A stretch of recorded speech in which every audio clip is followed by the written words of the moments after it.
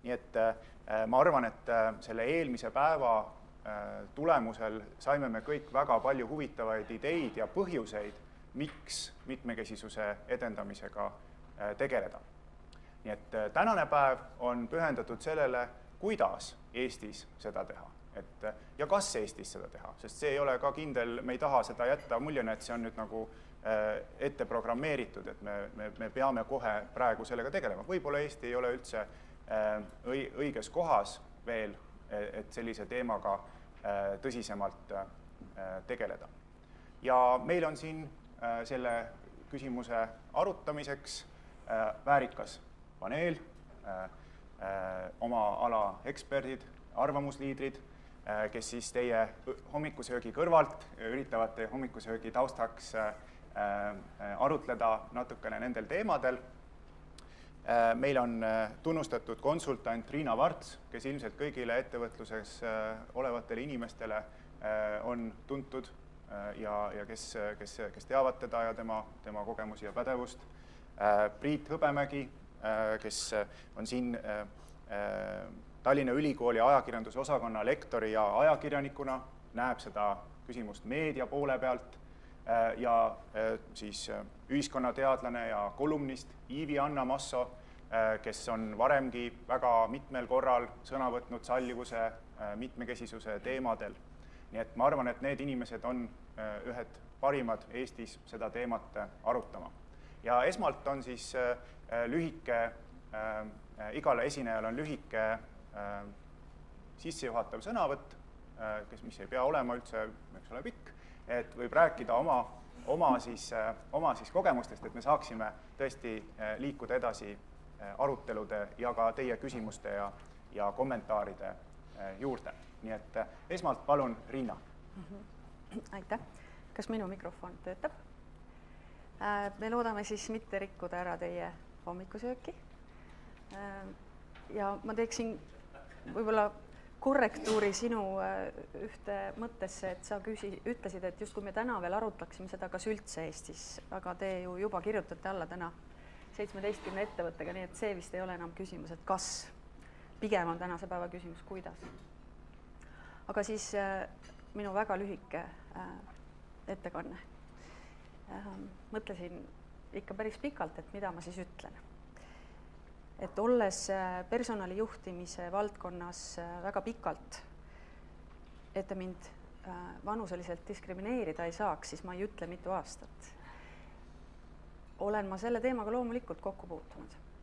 Ja ma mõtlesin, et ma alustangi tegelikult ausast ülestunnistusest, et personalijuhina olen ma kogemata ja võib-olla mõnikord ka teadlikult diskrimineerinud. Ja ma tunnistan need lood siin täna üles, et siis on kergem edasi elada. Üks juhtum oli seotud, ja need on seotud olnud tegelikult soo ja vanusega. Esimene lugu on see, et kuni viimaste aastateni tõstsin ma alati CV-dest kõrvale, siis sinna hunnikusse, mis läks tavaliselt laua alla. Need CV-d, kus oli sünniaasta, mis kattus minu tütre sünniaastaga. Sest mulle tundus, et nii noortel ei ole küll siia asja. Täna on ta 26-aastane, enam ma seda vist ei teeks. See oli esimene ülestunnistus. Teine on seotud ühe tootmisjuhi konkursiga. Vaatasime CV-sid, ei olnud ühtegi head. Üks oli täitsa huvitav ja see oli sünniaasta 1950. Palju rohkem ajast tagasi sündinud inimene kui mina. Vaatasime siis selle noore valiva tippjuhiga seda CV-d, vaatasime teineteisele otsa ja otsustasime, ei, liiga vana. Ja siis tuli minu sees kuidagi esile see võrdõiguslikkuse esindaja ja ma ütlesin, et tead, aga teeme hästi lühikese pooletunnise intervjuu, lihtsalt olla kindel, et ikkagi õiglus enne kõike. Ja kui me ootasime seda kandidaati, siis sisenes ruumi päevitunud halli siilipeaga väga energiline mees, kes töötab edukalt sellel kohal siiamaani. Ja kolmas lugu, mille ma tahan üles tunnistada, on seotud ühe tippjuhiga personalijuhi valikuga. Juhtkonnas olid ainult mehed, lahkus eelmine naispersonalijuht ja me otsustasime juhatuse esimehega, et me valime kindlasti naise. Ehk siis me diskrimineerisime mehi. Sest mu sisemine mõte tol hetkel oli tegelikult, et oleks aeg meespersonalijuhi valikuks. Aga me diskrimineerisime mehi. Nii et ma arvan, et see on teema, ma arvan, et erinevus rikastab, et selle peale tuleb mõelda ja kuidas sellele toidule läheneda noa, kahvli või lusikaga võiks arutada. Aitäh! Aitäh, Riina! Järgmisena Priit Hõbemägi. Tervist! Et kui läks juba ülestunnistusteks ja selles samas saalis, ma mäletan, oli kunagi üks Eesti Ajalehte Liidu korraldatud suur üritus, kus esines ka meie vabariigi president Toomas Hendrik Ilves ja üks tema teese tookord selles palju vastukaja tekitanud esinemises oli see, et ajakirjanikud peaksid alati, kui nad hakkavad midagi kirjutama, nad peaksid tegema full disclosure, kellega nad on seotud ja kuidas, et lugejal oleks kohe aru saada, et kuidas, kas see ajakirjanik on sõltumatu või on ta sõltuv ja millised on tema sidemed siis näiteks selle ettevõttega või on ta seal, kui ta kirjutab mõnest välismaa reisist, kas siis mingisugune lennufirma on ta sinna sõitnud ja nii ja nii. Aga sellest ajast peale see full disclosure on selline ajakirjandusringkondades saanud suhteliselt levinud terminiks ja ütleme nii, et enne kui minust sai õppejõud, ma olin 15 aastat Eesti suuremate ajalehtede peatoimetaja, Eesti Päevalehe, Õhtulehe ja Ekspressi oma. Ja see tähendab ka ühtlasi seda tagasivaates, et see on 15 aastat probleeme Eesti ja venekonna kogukonna võrdsel informeerimisel. Asi on nimelt selles, et Tallinn on suurlinn, kus on umbes, minemata täpsemalt protsentidesse, umbes pooled elanikud on venekeelsed ja umbes pooled on eestikeelsed. Nüüd Tallinnas on tegutsevad 5 eestikeelset suuremat lehte, siis Eesti Ekspress, Maaleht, Eesti Päevaleht, Postimees ja Äripäev, mis on kõige olulisemad infotootjad, arvestades seda, et raadiote ja televisiooni osatähtsus tänapäeval on info tootmises suhteliselt väike, nad pigem kordavad seda, kes elab Eestis, kuuleb seda igal hommikul, kui algavad hommikused uudised, öeldakse, nüüd kuulete uudiseid Postimehelt, Päevalehelt, Õhtulehelt ja mõnelt portaalilt. Ehk et see põhiline uudiste tootmine tehakse ära ajalehtede poolt.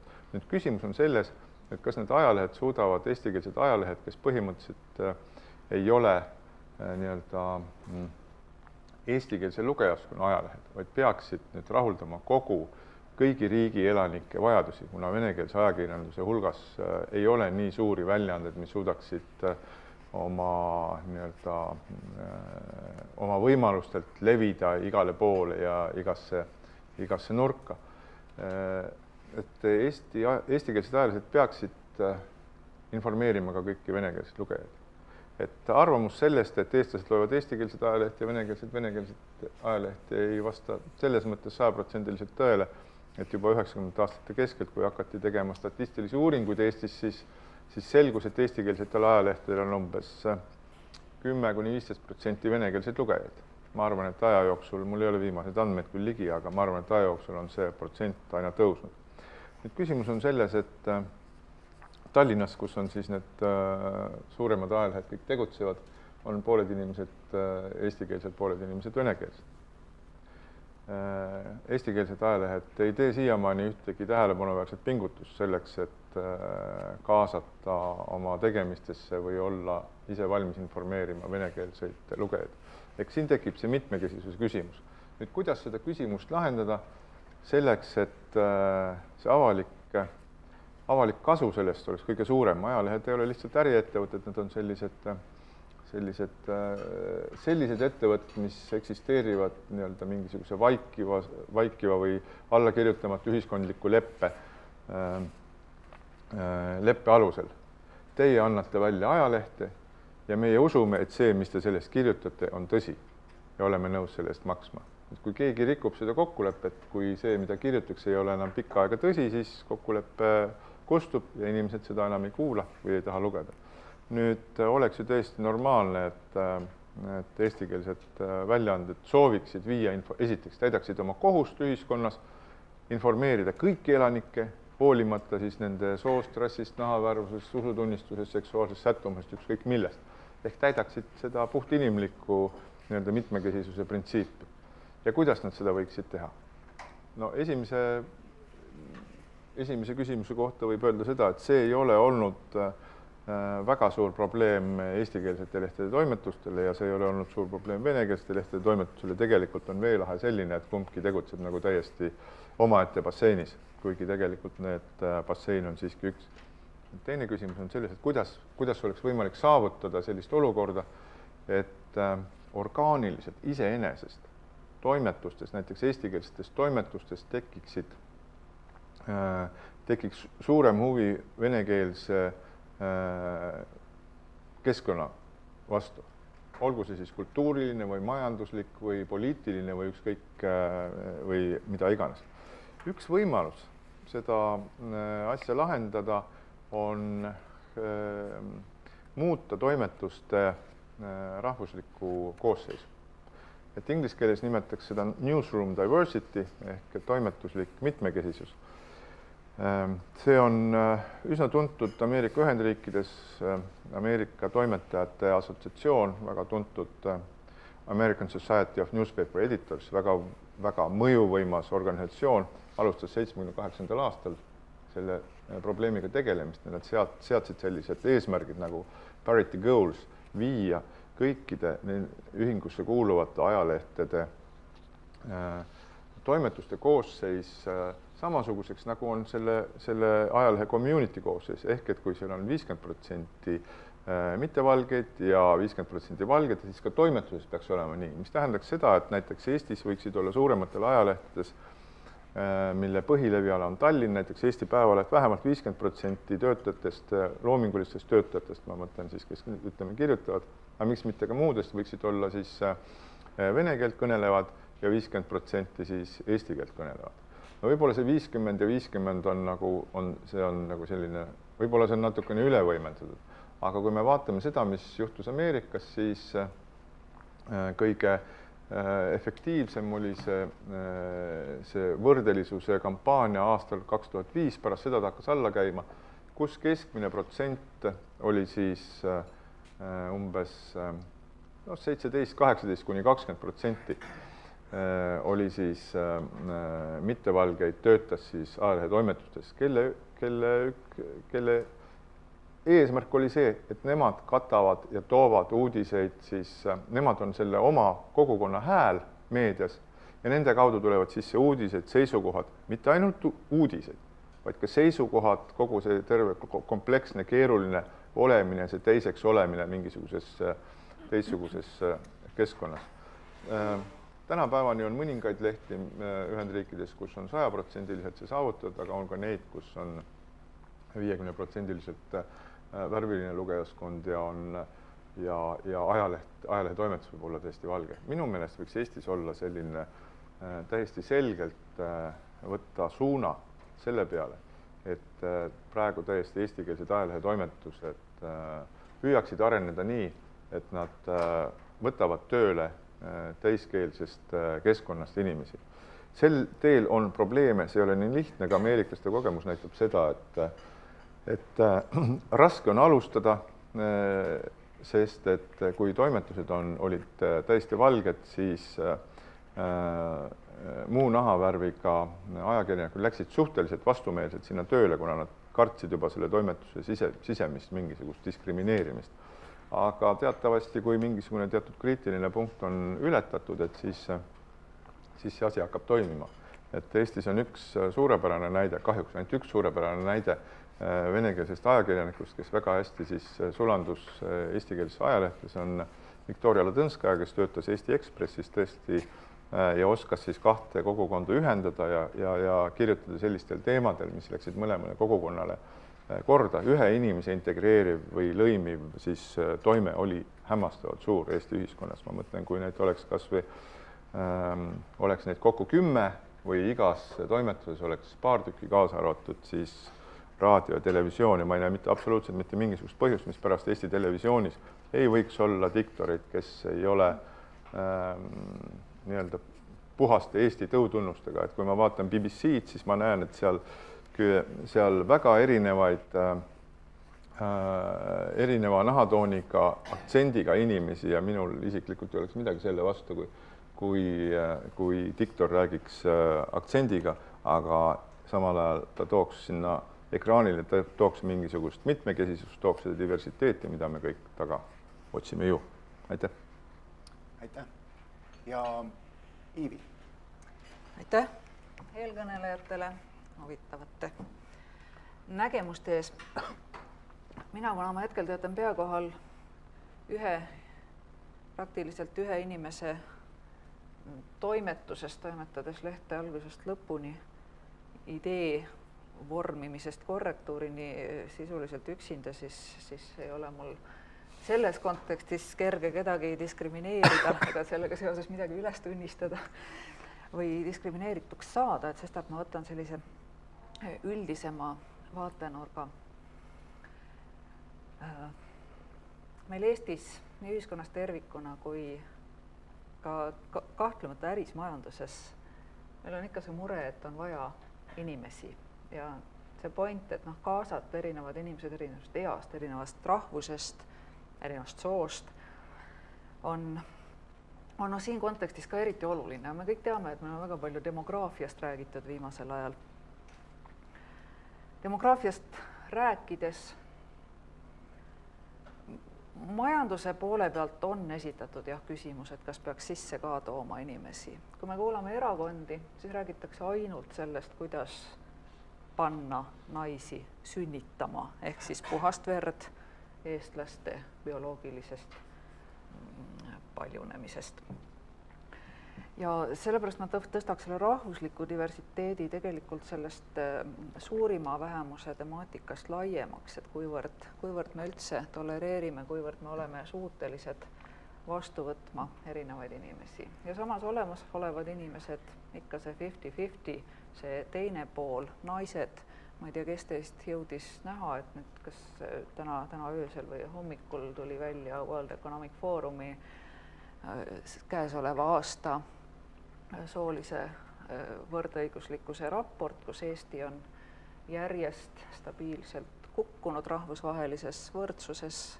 Nüüd on ta jõudnud 60. kohale, olles olnud aastal 2006 29. kohal. Tuleb otse Venemaa järel ja Skandinaavia maadest, mis püsivad esimeste hulgas, on ta üha kaugemal. Ja selle kõigega seoses räägime siis rahvusest või räägime seksuaalvähemustest, räägime naistest. Muidugi sedavõrd, kui ma varahommikul kiiruga jõudsin antud teemal Facebooki debatte näha, siis kohe tulevad välja, need on juba peaaegu nagu sellised ärapanija karikatuuridena seisukoht, tuleb naine, kes ütleb, mind küll pole diskrimineeritud, probleemi ei ole, punkt. Tuleb mees, kes ütleb, et mis te jamate, mingit võrdsust niikuinii ei ole, probleemi ei ole, punkt. Ja siis tuleb mees, kes ütleb, aga tegelikult probleem on üldse see, et miks naised on palgatööle roninud ja miks nad kodus ei ole ja lapsi ei hoia, punkt. Nii et selles mõttes me olemegi nagu Lääne-Euroopast ja Skandinaaviast ikkagi kaugemal ja samal ajal see, mida me siin kogu aeg kurdame, et meid on vähe, see on ju tõsi. Me vaatame Tallinnas ringis, me vaatame, mida siin vaja on. Meil on siin tuul ulub tühjal Kõnnumaal juba ümber kesklinna igal pool, eriti kui nagu maailmas liikudes ja on alati natuke trööstitud olla, eriti novembrikuisel ajal. Ja küsimus, et mida meil on vaja, et majandus kasvaks ja õitseks, meil on vaja inimesi ja raha. Ja samas ma antud kontekstis ei väsi meenutamast pointi, mille minu jaoks kõige ilusamini on sõnastanud juba paar aastat tagasi Ülle Madise, et meid on nii vähe, et meil on siin eriti oluline saada igast inimesest tema enda parim. ja oluline on minu meelest see, et me suhtume igaühesse inimesena eelkõige. Ja kui me lähme nagu vaidluse peale, et jälle, et kes peab nagu grupina, kes peab kodus olema või kes peab mida tegema või et kas kvoodid või mitte kvoodid, et minu meelest me peame minema nagu veel samme tagasi ja kuidagi saavutama selle, mis kahjuks tundub, et ei edene, vaid läheb vastupidi tagasi selle, et me suhtuks eelkõige ja räägime nii tööandjatest kui ka poliitikutest, ettevõtetest kui ka ühiskonnast, et me suhtuks igasse inimesse eelkõige indiviidina, sõltumata sellest, kas ta on mees, naine, millise orientatsiooniga, mis värvi ja nii edasi.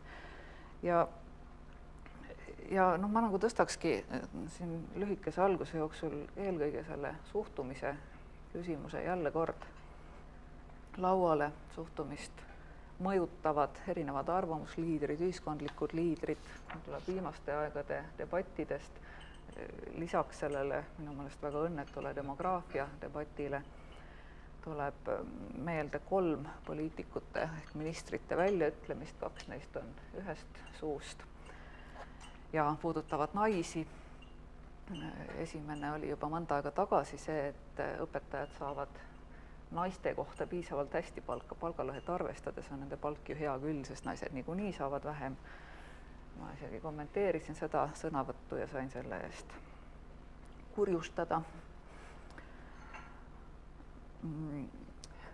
Ja teine samast suust ja väga värske on see, et poliitikutele eetikakoodi esitanud rahvaesindaja on suurte, kuidas see oli, suurte ilusate silmade all vaikiva suuga. Ja 3. sõnavõtt puudutab rahvusi ehk immigratsiooni, mis tuli samuti ministri suust. See oli see, et mina tahaks küll, et Eestil ei ole immigratsiooni vaja ja mina tahaks küll, et minu lapse klassikaaslased oleks kõik eestlased. Ja mis on nagu nende kõigi 3 märkuse puhul huvitav on see, et need ei ole Eestis tõstnud skandaali.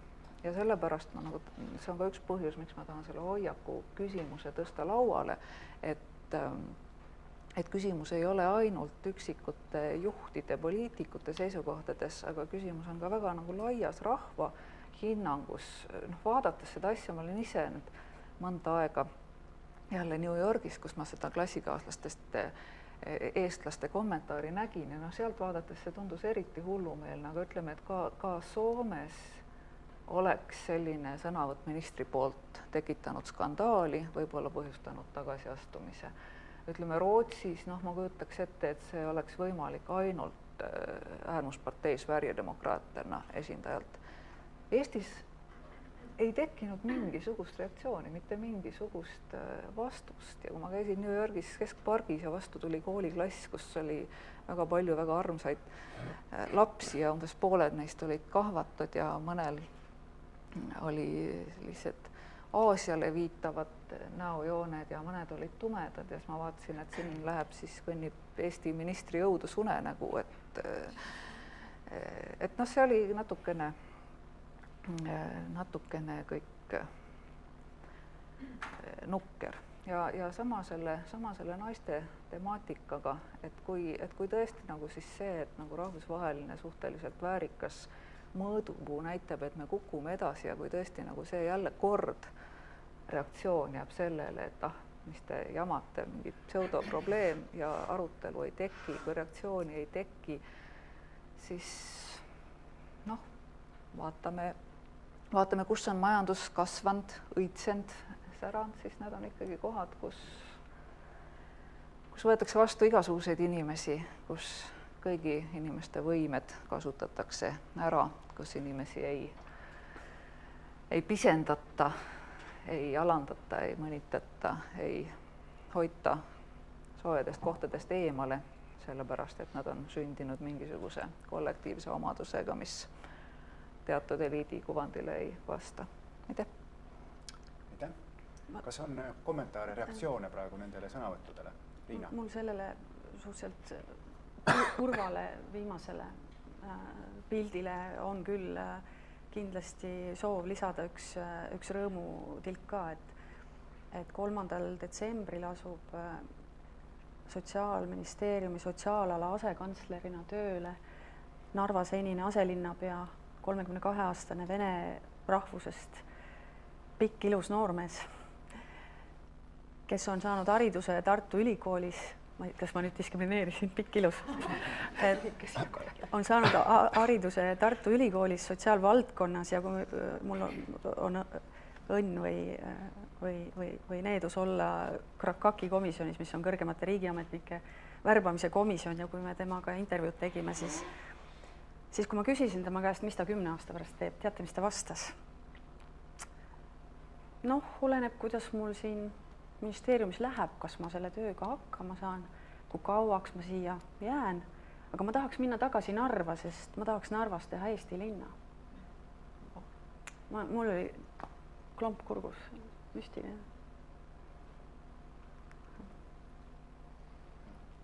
Kommentaare rohkem.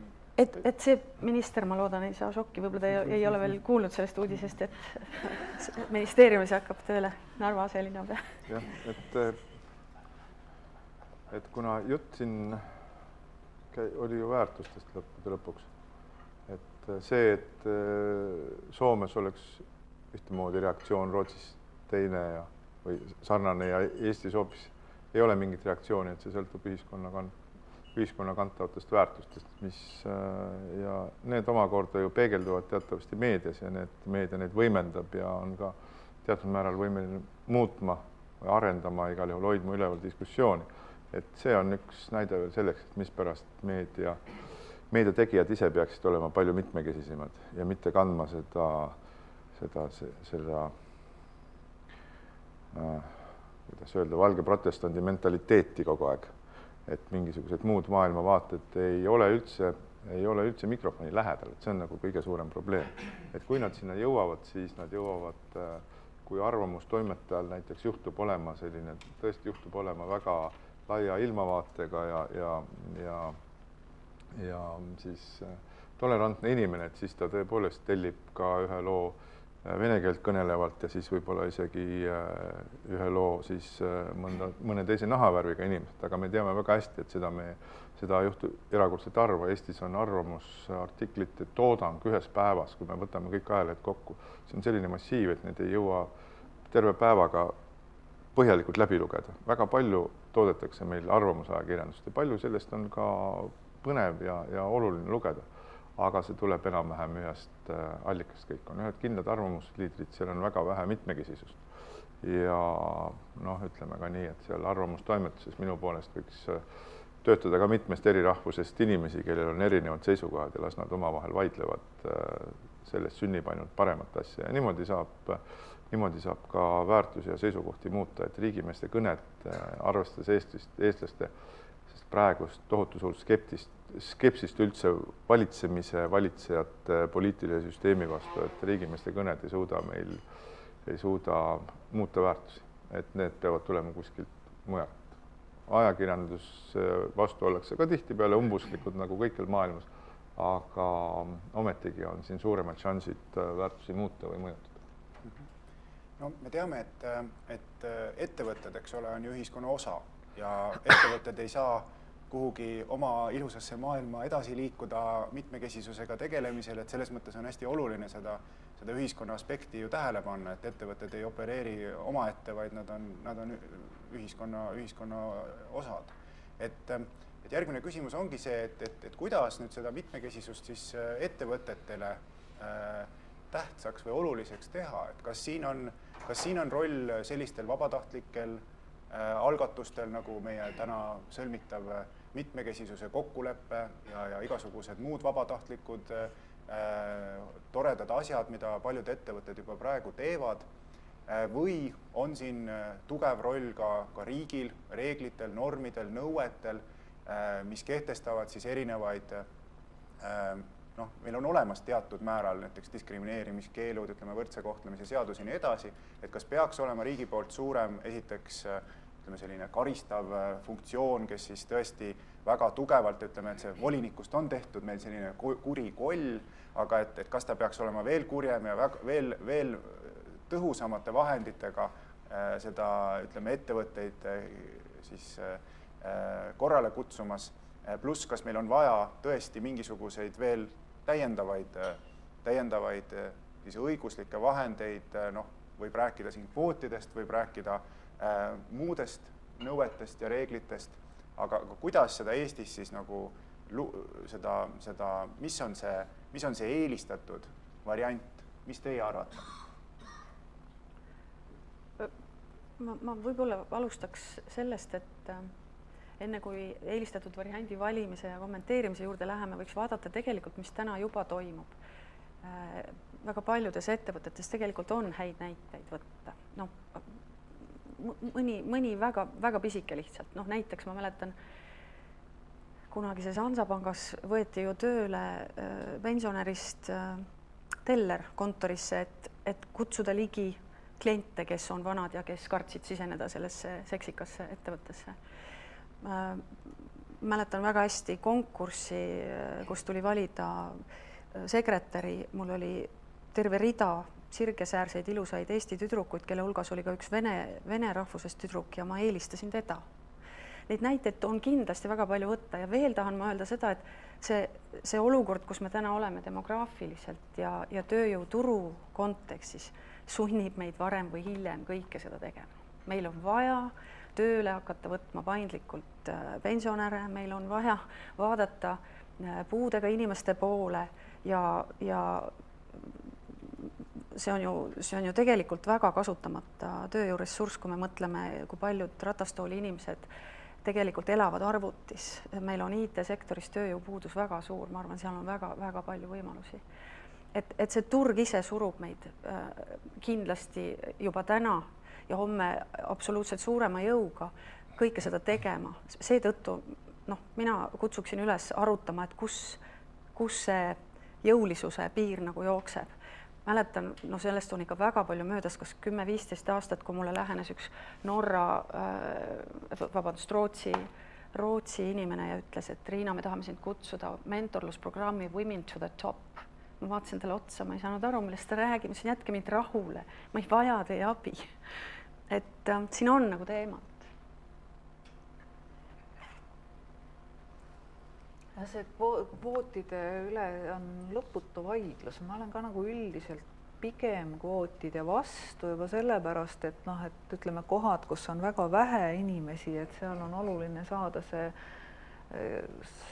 see parim, ütleme juhtkonnad ja nii edasi, et parim kaader, et üks mees võib olla parem kui üks naine ja sel juhul nagu see 50-50 või kordamööda ei too tingimata nagu parimaid inimesi välja, aga teisest küljest, kui nagu ikkagi head inimesed jäävad järjest välja sellepärast, et hoiakud ei muutu, et siis ma olen ka nagu niimoodi, et see nagu on asi, mida tuleb teatud mõttes arutada ja pinnal hoida, et mind ennast nagu just Eesti ühiskonnas huvitavad eelkõige hoiakud ja nende muutmine, aga teisest küljest viimastel aastatel jälle sellega ei näe edusamme, pigem vastupidi, on masu ja on karmid ajad ja asjad lähevad kõik tagurpidi tagasi. Et mina olen ausalt öeldes nõutu, et ma enam ei tea, kuidas neid hoiakuid muuta, et üks asi on see nagu rahvusvahelise kogemuse sisse toomine, muidugi noorte õppimine väljas on väga oluline, aga olukord on selline, nagu ta on, et siis on üha keerulisem neid siia tagasi meelitada. Mis on samuti arusaadav ja muidugi koolides, eriti selline keskkooli vanused noored, ütleme keskkoolid, kutsekoolid, et seal peaks tegema kõvasti teavitustööd ja samas kui õpetajate põlvkond on nende samas nagu hoiaku maastikus, et siis ma ausalt öeldes ei tea, et kust see tuleb ja kui me niisugused kõvema hääle tegijad just kõik nagu kisategijatena kõrvale tõrjume ja samas, kui me räägime näiteks puudega inimestest, ikka on see, et me räägime kaasamisest ja see on väga tore, aga esmalt on oluline see, et me ei lükka kõrvale ja ei jäta välja, et me vaatame Tallinna tänavaid, siis ma ei tea, ma ise olen äsja elukohta vahetanud ja märkasin just välismaalt tagasi tulles, et trammi pealt pool kilomeetrit uude elukohta kõndida oli väga-väga keeruline juba oktoobrikuus niisugusel konarlikul liivatamata jääl. Ja ma ei ole veel väga vana, olen suhteliselt hea sportlikus vormis, et tähendab, kui tänavad ei ole nagu vähegi juba nõrgemale inimesele füüsiliselt läbitavad, rääkimata inimesest, kes on ratastoolis, siis me võime neid ettevõtetesse kutsuda, aga kui nad kuidagi kohale ei saa tulla, siis ei ole midagi teha. Nii et ühesõnaga selleks minust meie esmane väljakutse on see, et teha nagu üldse keskkond kõigile inimlikumaks. Ja siis on muidugi nii, et kui me edusamme ei näe, võib-olla peame arutama kvootide ja karistuste üle.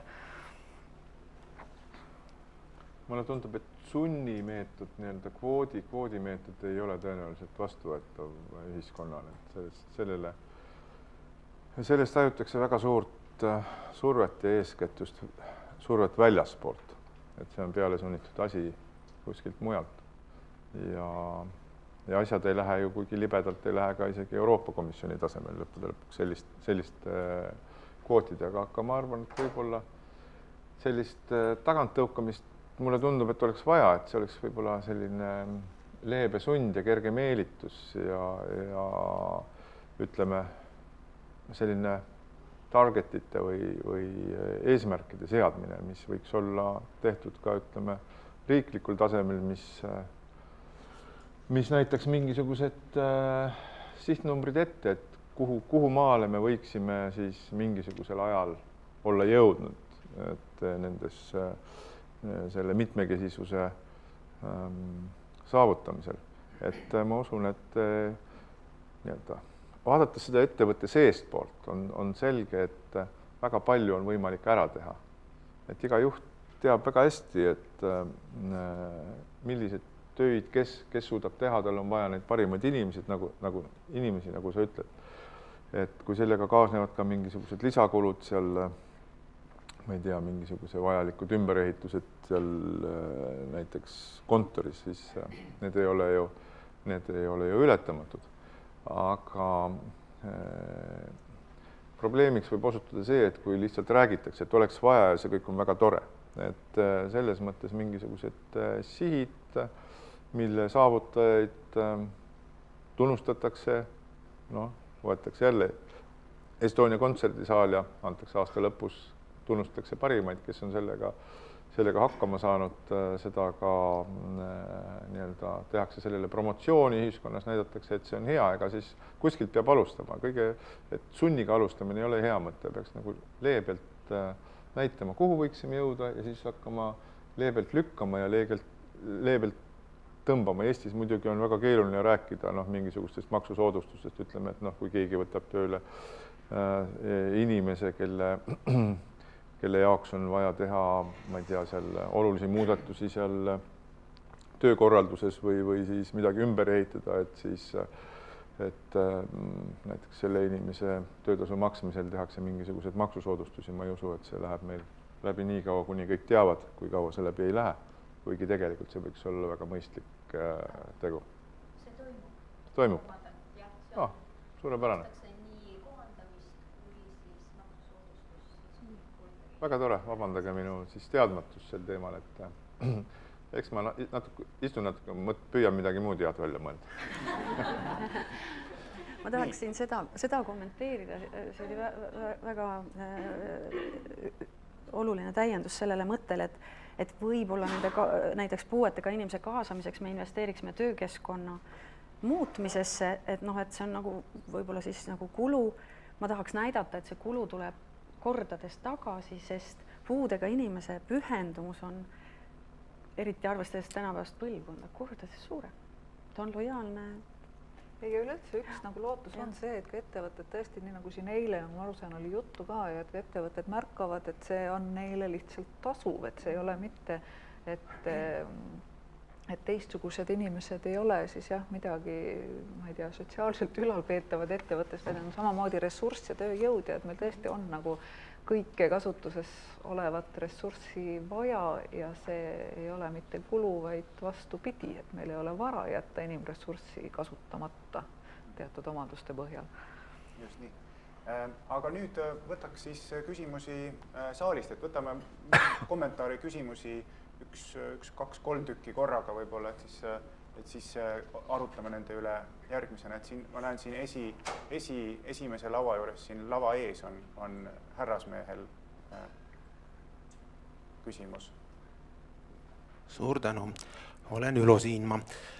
Et ma küsin küsimuse kohe ära, siis natuke kommenteerin, et te saaksite mõelda.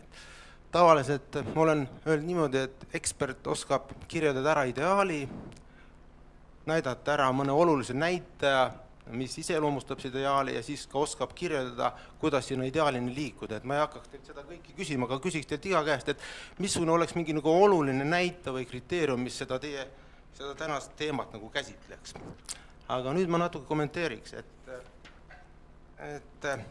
mina käisin Gröönimaal, kus tuul puhus meeletult ja seal tuli vastu mitte ainult lapsed, vaid seal tulid kõik inimesed vastu, nad olid kõik ühte nägu. Ja ma vaatasin, et minu juurest olid kõige õnnelikumad inimesed, keda ma üldse elus näinud olen olnud, rääkimata muudest asjadest. Nii et ei saa alati võrrelda neid asju, et kus me oleme, mis me teeme. Et ma mäletan, minu guru Gunnar Aarma kunagi ütles niimoodi, et selleks, et inimene suudaks 100% mingis kultuuriruumis ennast nagu väljendada või avaldada ja saaks aru, mis seal toimub, läheb vähemalt 4 põlve. Et iga põlv annab 25% selle kultuuriruumi tunnetusest. Nii et kui me nüüd saame aru, kes siia Eestis on selle aja peale kokku tulnud ja kuidas nad siia sattunud, siis me peame sellega nagu arvestama. Või nagu inglased ütlevad, et gentleman sünnib 3. põlvest. Või nagu öeldakse ka, et selleks, et üldse midagi jagama hakata, peab olema 3 kõrgharidust ehk vanaisal peab olema kõrgharidus, isal ja sul endal peab ka kõrgharidus olema. Siis hakkab nagu midagi muutuma. See oli, mis ma nagu remargina tahtsin öelda nende asjade peale. Ja veel üks asi, mis mind ikkagi häirib, et siiamaani me räägime, et valitsus peab tegema, toimetus peab tegema, Riigikogu või kes teha saavad alati ainult inimesed. Inimesed saavad ainult teha. Ja me tegutseme riigi tasandil, omavalitsuse tasandil, pere tasandil ja isiku tasandil. Et kui me siit hakkame nagu aru saama, mismoodi protsessid käivad, siis on lootus, et midagi hakkab ka tulevikus muutuma võib-olla. Aitäh. Veel kommentaare, küsimusi, teised lauad. Kas me teeme niimoodi, et igast lauast vähemalt üks kommentaar? Siin. Yes.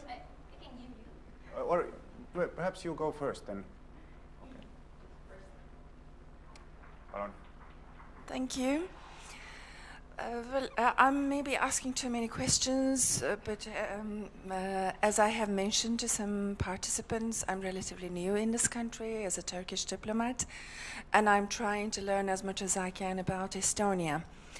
One question that comes into my mind, when you talk about anti-discriminatory measures, which are essential for diversity in business, do you, I shouldn't use the word force, but do you tell the people, or is it an obligation sometimes for young people to pass certain personality and psychology tests in your country? One example that comes to my mind is this famous Minnesota multiphasic personality inventory. Shortly it is MMPI. And I have read the questions on the internet. I haven't taken this test from the Turkish translation. And I have found some amazing questions like, what are your sexual preferences when you think about sex? Or how many times do you go to the toilet in one day? And if Jesus Christ has flown into the air or something, or into the sky, some things like that. If you are inquiring so much about the person's life, sexual preferences, or I don't know, the health issues, then the only thing that comes to my mind is that you are going to use this information against this person. And also it goes against human rights nobody has to give anybody any explanations about their religious beliefs, about their sexual life, about their health problems. So, would you like to comment on this and also give me some information if you have similar tests here in this country too? Thank you. And we have space for a third question. Brian, please. Thank you so much, and thank you to all the panelists for this very interesting discussion.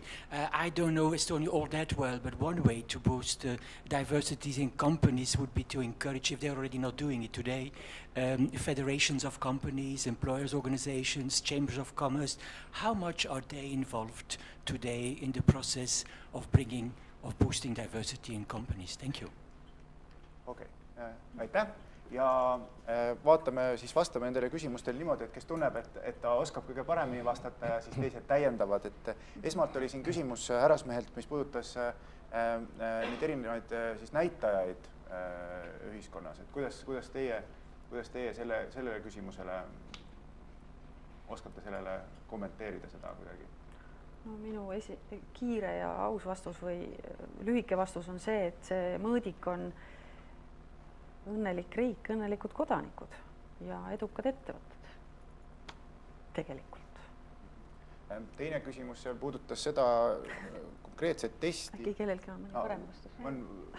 Võib-olla ma lihtsalt seon selle kaks küsimused omavahel, et siin on ka see konkreetsete testide ja mõõtmise küsimused, mis on olnud ka teistes Euroopa riikides ju probleem, et ei tohi küsida inimese rahvust näiteks.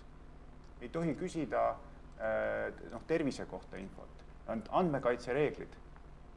Et kuidas siis see ettevõtja peaks üldse nagu seda teemat nagu mõõtma või arendama, kui ta ei tohi küsida, et on olemas see, nagu me nägime, oli see Ingridil vist oli see slaid, kus oli siis see jäämäe pealpoolne osa, et need on need erinevused, mida me näeme, ja siis on see jäämäe allpoolne osa, mis on palju suurem, kus on need erinevused, mida me ei näe, ehk siis ka usulised veendumused, kõik sellised asjad. Seksuaalne sättumus, eks ole, seda ei näe, see ei ole inimesele näkku kirjutatud. Et kuidas seda mõõta ja kuidas neid näitajaid, kuidas nende osas kommenteerida? Ma arvan, et tulles kõigepealt tagasi selle oli väga hästi kokku võetud, see õnnelik riik ja inimene, kui me räägime ideaalist, päris ideaali kuskil ei ole, aga ütleme, meil on siin samas kõrval Skandinaavia, minule jääb täiesti arusaamatuks, miks me ei liigu sinnapoole, miks me ei ole lähemal Skandinaavial, miks me ainult kaugeneme sealsest väärtusmaailmast. Mul on sellest väga kahju, oleme selle asemel kõrvuti Venemaaga näiteks võrdõiguslikkuse osas. Et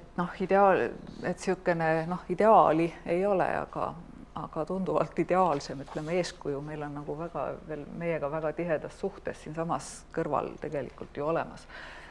Ja selle kohta, et ütleme, et me siin nõuame, et valitsus peab tegema või keegi peab tegema, me kõik peame tegema, et ma nagu inimesed, valitsus on ka inimesed, meedia on ka inimesed, et ma ei näeks siin vahet, muidugi peavad tegema, aga ma võiks rääkida ka tegemata jätmisest, minu meelest valitsus võiks jätta naisi ja immigrante halvustavad kommentaarid tegemata näiteks ja see oleks juba ka väga suur edusamm. Nii et siin ei ole minu meelest nagu peab tegema nõudmistes niivõrd küsimus, kui me räägime hoiakute muutmisest. Ja tulles siis siia nende blankettide ja küsimustike juurde, ma pean näiteks ise tunnistama, et ma olen jätnud saatmata töötaotlusi Britanniasse, sellepärast, et seal küsitakse nii täpselt, see on selline nahavärvi ankeet, valge, see on vist valge-must aasialane, mis seal tähendab seda Mandri-Aasiat, India, Pakistan, sisuliselt pool aasialaine ja midagi. Ja minu jaoks ainukene, kuhu ma oleks saanud risti panna, see oli vist valge briti, valge inglane, valge iirlane ja valge muu, white other. Ja tähendab, see tundus niivõrd jabur, see ei ole minu identiteet. Et see tundus nagu peaaegu sellise nagu Hitleri nina mõõtmisena, et kui nagu nii täpselt liigitada rassi järgi, et kuigi see eesmärk võib olla pigem positiivne, et võtame võimalikult kirju seltskonna sealt, et see on minu meelest eeskuju, mida meil ei oleks vaja järgida, et me hakkame need nii täpselt mõõtma, et meil on nagu iga värvi ja pikkust niisugune sobiv protsendi annus, sest noh, siis me oleme jälle tagasi selle juures, et inimest ei vaadata mitte indiviidina, vaid mõõdetakse teatud omadusi. Ja noh, ma ei tea, ma ei saa üle ega ümber, ma tulen ikkagi nende hoiakute juures tagasi, et küsimus on näiteks seksuaalses orientatsioonis, et siin ei ole näiteks Eesti puhul minu meelest niivõrd küsimus selles, et firmad näiteks diskrimineeriks sellisel põhjal, aga pigem selles, et ütleme näiteks inimene on see siis Eesti rahvusest või välismaalane, kes võiks tulla siia tööle, jätab näiteks võib-olla tulemata sellepärast, et ühiskondlik üldine hoiak on selline, et tal on väga raske siin oma samast soost partneriga elada. Ma tahaks härra Siinmaa küsimusele reageerida, et see on kahtlemata õige, et selle asemel, et pikalt arutada teema üle, võiks iga toimetus või iga ettevõte võiks midagi tegema hakata ja loodetavasti nad midagi teevad ka, aga samas, kui me vaatame tegelikkusele näkku, siis nad teame, et suurem osa ettevõtteid võitleb depressiooniga siin juba nii mitmes mõttes, alates varsti jõuame ei tea mitmendasse aastasse ja oleme ausalt midagi toredat, kus mingi tulevik ei näita. Ehk et ellujäämisküsimused või see, et nagu nina kuidagi ettevõtted suudaksid vee peal hoida, et see on pidevalt olemas. Nüüd, see võib tähendada seda, et lihtsalt see ei ole tähelepanu fookuses hetkel. Kõik tahavad ellu jääda, et see, et säilitada mitmekesisust või alustada mitmekesisusega tegelemist nullist, on tõenäoliselt 78. kohal üldse ettevõtte juhtkonna tähtsusjärjestuses, aga seda ei saa teha ilma ettevõtte juhtkonnata. Ja sellepärast, et hea küll, et võtame aste madalamalt, et ärme võtame siis kohe nagu riiklikku taset või riiklikke siis neid eesmärke, et millised siis mitmekesisuse näitajad võiksid olla siis ühiskonnas, aga vaatame seda siis ettevõtte siis tööstusharu liitude järgi. Ehk et siis tööstusharaliidud, mis iganes on masinatööstuse liit, ajalehtede liit, mida iganes, igal tööstusharul on oma liit, et seal võib kahtlemata kokku leppida mingisuguseid ühiseid standardeid või sihtmärke. Kuid minu meelest on küsimus selles, et Eestis ei eksisteeri nüüd ühtegi taolist süsteemi, mis ühendaks omakorda tööstusharude liitusid või tootmisliitusid. Et nad on suhteliselt eraldi. On tööandjate organisatsioonid, on mitmesugused teised organisatsioonid, aga mulle tundub, et saavutada ühine arusaamine nagu nii-öelda riiklikul tasandil võiks sellega mingisugune, ma ei oska öelda, milline tasand, aga sellega siiski tegeleda ja anda sellise üldise raamistiku. See tegelikult ei ole nii lihtne, et me istume siin küll ja me kasutame seda sõna mitmekesisus, mida me kasutasime 5 aastat tagasi hoopis teistel eesmärkidel. Täna me teame kõik, milliste pingetega ja erinevustega see sõna tegelikult, kui laetud see sõna siin meie kasutuses üldse on. Et me saame sellest erinevalt aru, et me ei saa, kui me lihtsalt paneme nagu uue termini lauale ja ütleme seal ja küll trükitööliste liit, ütleme näiteks, et tegelege palun selle mitmekesisusega, siis nad vaatavad seda, nad ei suuda üldse aru saada, küsivad, mis mitmekesisus, vabandage, et me siin trükime mingid raamatuid ja teeme, aga see on väga mitmekesine asi, mis me siin teeme. Vaadake, me oleme siin mingisugusel metatasandil, me räägime nagu teistsuguste sõnadega, laetud sõnadega, mis ei pruugi siis teisel tasandil üleüldse kohale minna ja sellest mitte aru saada. Sellepärast oleks vaja kuidagi see nagu keskselt lahti rääkida või anda mingi raamistik, et sa vähemasti saad võtta seal riigi infosüsteemides klikkida lahti ja sa saad aru, mis on mitmekesisus, mida selle all kõike mõeldakse, mida selle all ei mõelda, mis on ka erakordselt tähtis. Ja millised võiksid olla eesmärgid, millised iganes nad on. Et sellist nagu keegi, jälle ma räägin keegi, eks ole, aga see on minu meelest riigi asi, see on see parem elu ja parem ühiskond ja õnnelikumad inimesed, selleks me seda riiki siin peame, mitte sellepärast, et mingite muude asjade pärast. Mitte majanduse pärast, et sellepärast, et inimestel oleks hea olla. Ja samas oleks tore, kui Eesti Vabariigi strateegilised eesmärgid saaks suures plaanis kõigepealt paika ja siis võiks sinna tulla ka nii-öelda erinevustele pühendatud strateegiline suund.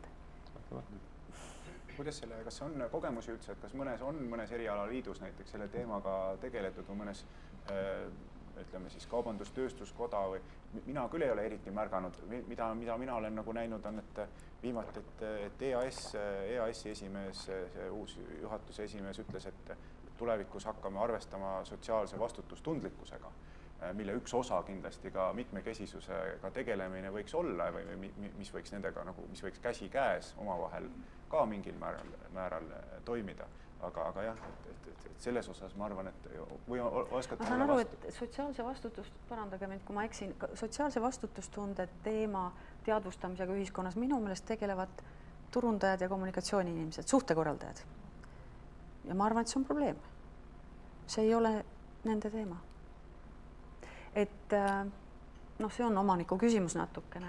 Ja samas on teadvustamine kindlasti esimene samm, mida riigis teha. Ja kuna sotsiaalsest vastutustundest juba väga palju räägitakse, väga paljud ettevõtted juba kirjutavad selle oma aastaraamatusse sisse, vähe sellest annavad välja 2 aastaraamatut, üks sotsiaalse vastutustunde raamat ja teine siis äri, siis sellesse paati tasub, ma arvan, selle teemaga kindlasti siseneda. Küsimus on, et kas sotsiaalse vastutustundlikkuse teemaga on liikumises on nagu mingit edu märgata, sest isegi kui ettevõtted kuulutavad ennast selles vallas nagu tegijateks, ei ole tippjuhtkonna teadlikkus selgelt seal eest vedav.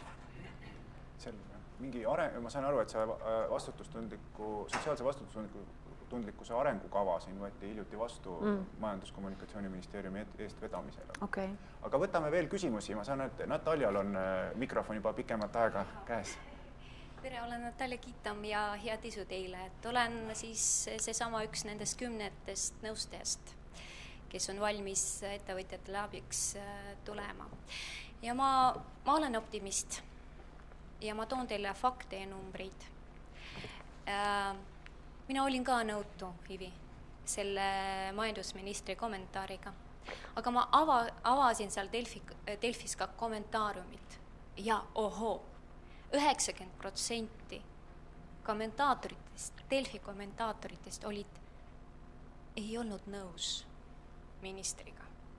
Et võib-olla, Eesti või vene keeles? Eesti keeles. No näed, sul on ka eelarvamused. Ei, eesti keelses. Et ma ausalt öeldes seda vene keeles ei ole lugenud ega näinud. Ja Priit, sul on ka õigus, et tegelikult ei olnud niimoodi, et minister tuli, et õigus selles, et meedia provotseerib. Et ei olnud niimoodi, et lihtsalt minister ütles, jah, ma tahaks, et niimoodi oleks, et mul kõik selles klassis oleksid siis eestlased. Et küsimus oli vastupidi, et kas te tõesti tahaksite, et seal oleks kõik sellised teised?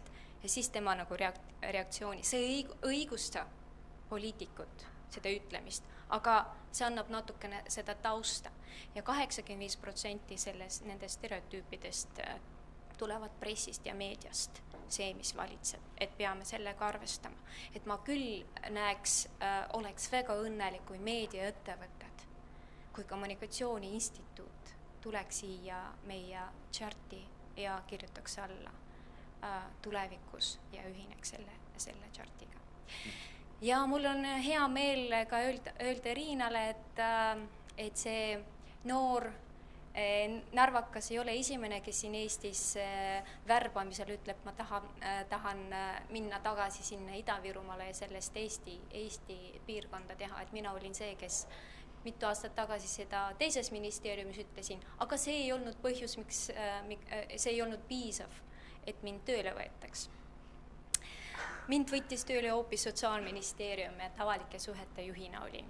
Ja olin ka selle uhke, et teise etnilise taustaga inimene oli nii kõrgel positsioonil ja ma väga tervitan seda teie otsust. Aitäh võib-olla. Kui me räägime... Jätame need kommentaarid võib-olla lühemaks, kuuleme ka teisi. Et ma ütleks veel ühte numbrit, kui me räägime sellest pehmest, siis pehmest või meetodist, siis kui me vaatame neid vähemusi, et puuetega inimesi meil on 130 000. Vabandust, 130 000 inimest siin Eestis. See on hästi suur number ja kui turundaja mõtleks selle peale, siis küll nad hakkaks seda mitmekesisust arendama. Ja 400 000 mitte-eestlast on ka tegelikult peaaegu pool Eestit. Et ärme nendest unusta, et see on hea turg, ütleme niimoodi turuinimestele nende keeles. Aitäh! Aitäh! Marianne on järgmine ka. Ja, tere! Kuna ma olen selle projekti juures võrdse kohtlemise ekspert, et siis ma tunnen, et ma pean ühe kommentaari tegema. Ja siis ühtlasin tegelikult ka üks väike küsimus või arutelu küsimus. Et ma tahtsin rääkida seoses kvootidega. Et ma tean, Ingrid eile ka väga niimoodi kiiresti mainis seda, et mis need kvoodid tegelikult on. Ja mõtlesin, et ma pean seda natukene täpsustama, kuna Eestis on väga vale arusaam kvootidest, et pannakse mingid numbrid ja siis me võtame tööle vastavalt nendele numbritele. Et see ei ole kvoodisüsteem. Kvoodid on see, et kui on 2 sama kvalifikatsiooniga inimest, samasuguse kogemusega ja siis hakatakse vaatama seda, et kas ta on mees või naine. Et mitte enne, see ei tule üldse enne, üldse ei tule küsimuse allagi. Et mis on oluline on ju see, et see tuleks kõige viimase staadiumis alles küsimuse all. Ehk siis staadiumis, kui me oleme juba leidnud selle õige kvalifikatsiooniga kandidaadid. Okay. Aga mis on siis see kommentaar või see arutelu küsimus, ma tahtsin küsida oli, et Priit Hõbemägi mainis siin Viktoria Ledõnskajat ja tema on ainukene edukalt integreerunud. Üks väga väheseid. Üks väga väheseid. Et ma tahtsingi küsida, et üks asi on see, et seal hiljem tuli ka see kommentaar, et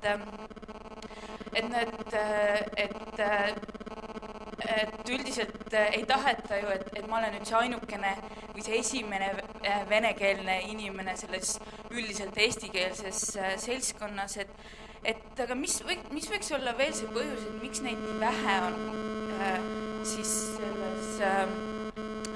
nendes toimetustes? Kas ta on ainult see, et seal ei ole teisi või ja seetõttu ei soovita kandideerida, kuna ei teata, millesse täpselt satutakse, või on seal mingisuguseid teisi asju, võib-olla asjaolusid on ka võib olla mängus?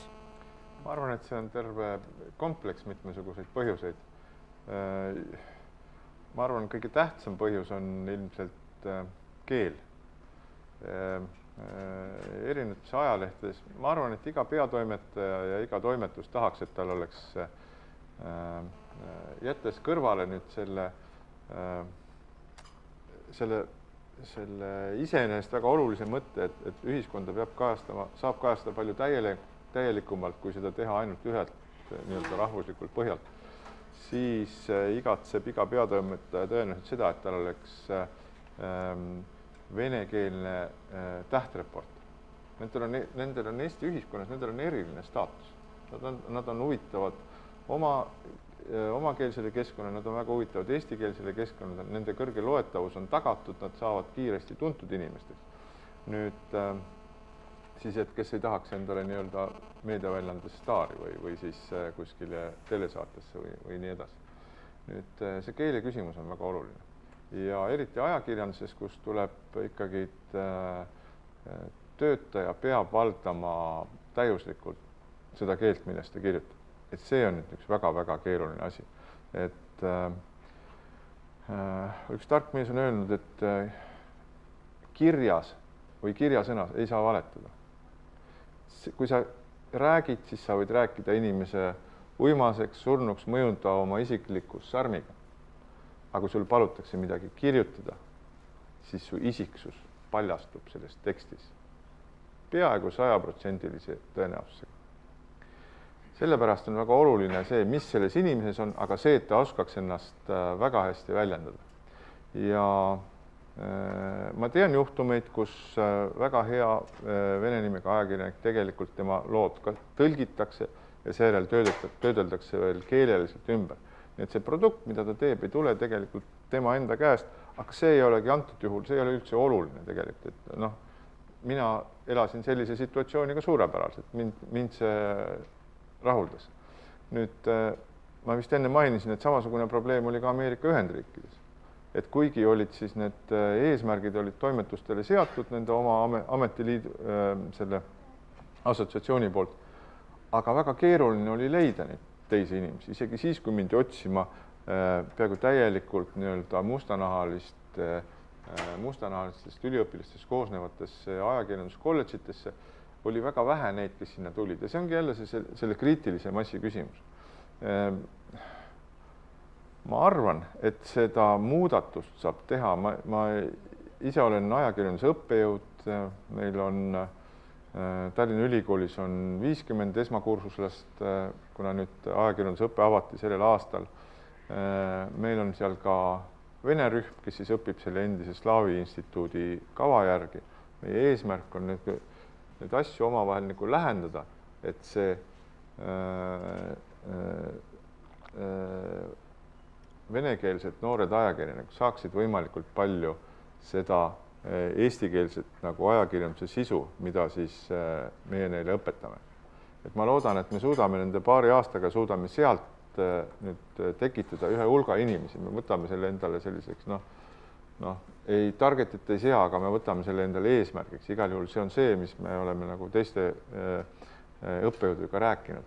Otsida ja leida üles need inimesed, keda nüüd spetsiaalselt koolitada sellisteks olukordadeks, keda on võimalik seal juba viia praktikale eestikeelsetesse ajalehtedesse, et nad oleksid ühe aasta seal, teise aasta seal, et need toimetajad, kellega nad hakkavad kunagi koos töötama, et nad tunneksid, et nad saaksid teha ka töö kõrvalt, juba õppimise kõrvalt teha mingisugust tööd. Et mul on raske uskuda, et need inimesed, kes on töötavad nii-öelda etableerunud venekeelsetes lehtedes, et nad nagu lihtsalt astuksid üle. Seal on mingisugused väga olulised põhjused sellepärast, et kui veel vaadata nagu majanduslikku poolt, siis traditsiooniliselt on olnud Eesti ajalehtede töötasu täiesti oluliselt kõrgem kui venekeelsete ajalehtede töötasu, lihtsalt sellepärast, et nad on majanduslikult väga erineval tasemel. Sellest hoolimata ja raha on ometigi niivõrd suur motivaator ja teada on see, et soovitakse venekeelseid ajakirjanikke, nende vastu tuntakse huvi ja ikkagi te ei tulda nii-öelda sinna üle. Võib-olla see on ka veel siis nende oma nagu ühiskonna mingi surve, et kui sa lähed sinna eestikeelsesse lehte töötama, et siis sa oled nagu reetur või hakkad, ma ei tea, Ansipi laulu laulma või mida iganes, kuidas see nagu see seljatagune jutt võib olla. Ka see võib olla. Ma arvan, et see on väga keeruline ja kompleks ja sellest vastu üle saab nii, et üritada kasvatada uus põlvkond, mis ei suhtu enam niimoodi, ei vaata ühiskonna karbistatult, aga vaatab seda juba nii-öelda laiemalt ja nii-öelda Eesti kodaniku, Eestis elava inimese silmadele. Vabandust, kui liiga pikaks läks, aga oluline teema.